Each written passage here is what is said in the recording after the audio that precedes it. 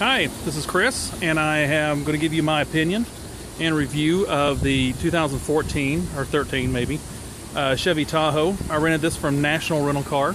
That's where I typically rent all my stuff from because I like to get to pick what car I want to drive. So I get great service from them. So this is the white model that I picked. Not really have ever been a Tahoe fan in the past. Mainly they hadn't really changed the body style in the last 4 or 5 years probably. It's all about the same. The model I did get has the V8 engine in it. So here's a quick shot inside the engine compartment. Everything's labeled correctly and easily to be able to get to your yellow dipstick.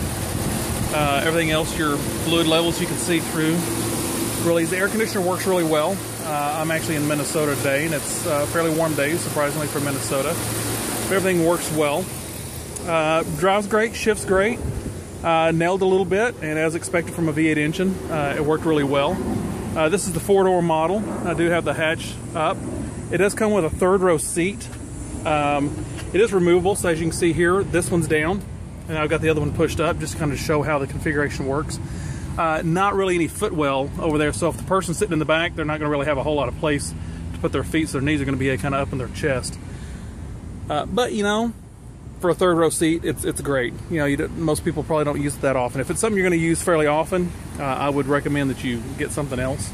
But just for those cases where I really need a 3rd row to put some extra kiddos or something like that, it works out great.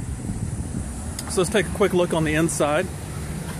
So as you can see here, we've got the standard interior. I got the one that I have has the black leather interior.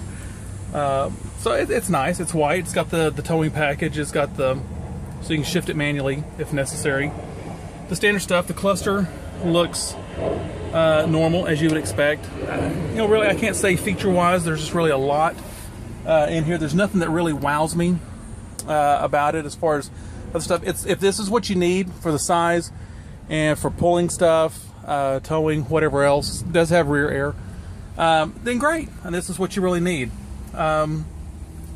But just as far as something that just says, wow, this is just the most awesome thing, I have to have it, I wouldn't say that in this case. It does have, this one actually is a 4-wheel drive model, so you can switch from 2-wheel drive, auto, or 4-wheel. You can kind of set auto sensing headlights, which I think is great. Standard stereo. It does have Bose stereo. Here, I'll show you how I know that, because it says Bose right here. The stereo sounds decent. I would expect probably a little bit more from Bose. But, overall I can't complain. It does have the console right here. And this is probably one of the biggest storage compartments in any kind of car I've ever seen. Over here's where you do have another charger, then a USB input. I do not see a headphone jack inside here, although there is one up here in the dash. Again, rear air in there, so that's great. You do have 2 sets of